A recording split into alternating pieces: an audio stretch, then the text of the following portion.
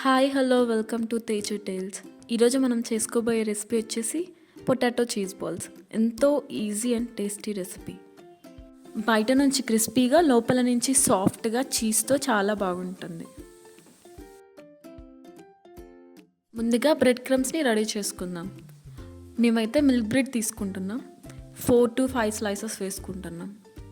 ఇలా మేము బ్రెడ్ క్రమ్స్ని ఇంట్లోనే రెడీ చేసుకున్నాం. కావాలంటే బయట రెడీమేడ్గా కూడా దొరుకుతాయి, బట్ ఇంట్లోనే సింపుల్గా అలా చేసుకోవచ్చు.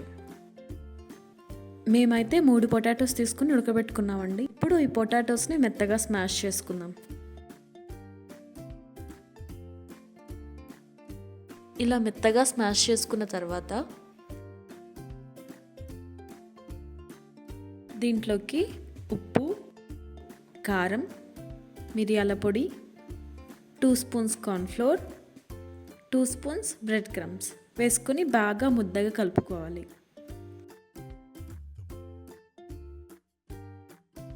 ఇలా ముద్దగా కలుపుకోవాలి. ఇప్పుడు ఒక కప్లో కొంచెం బియ్యం పిండి, కొంచెం కార్న్ఫ్లోర్, కొంచెం మిరియాల పొడి, కొంచెం సాల్ట్ వేసుకొని కొంచెం వాటర్ వేసుకొని బాగా కలుపుకోవాలి. ఇప్పుడు ఒక చీజ్ స్లైస్ తీసుకోవాలి. ఈ చీజ్ స్లైస్ని 3 పార్ట్స్గా కట్ చేసుకోవాలి.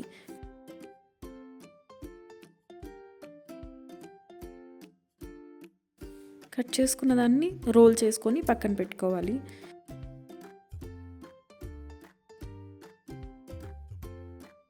చూస్తున్నారుగా, ఈ విధంగా రోల్ చేసి పక్కన పెట్టుకోవాలి.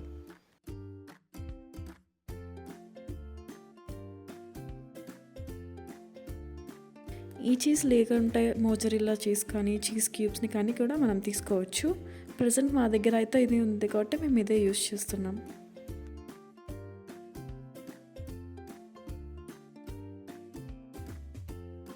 ఇప్పుడు ముందుగా తయారు చేసుకున్న పొటాటో స్మాష్ని తీసుకొని మీరు చూస్తున్న విధంగా చేసుకొని చీజ్ని స్టఫ్ చేసుకోవాలి.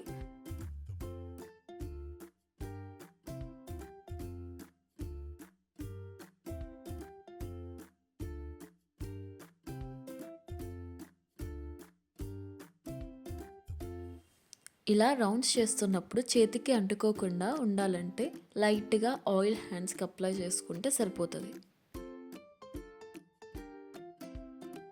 తర్వాత రౌండ్గా బాల్స్ లాగా తయారు చేసుకుని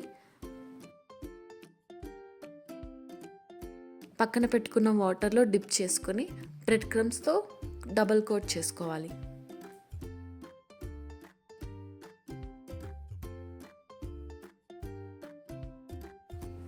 చూస్తున్నారు కదా, ఇలా చేసుకోవాలి. ఇలా అన్నీ రెడీ చేసి పెట్టుకున్నాక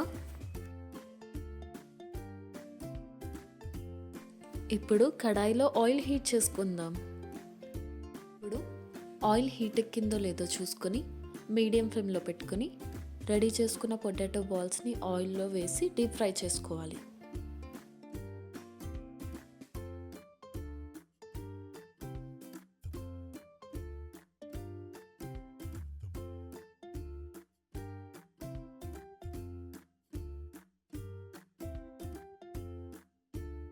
ఇప్పుడు మీడియం ఫ్లేమ్లో మాత్రమే పెట్టుకొని 2 to 3 minutes బాగా డీప్ ఫ్రై చేసుకోవాలి.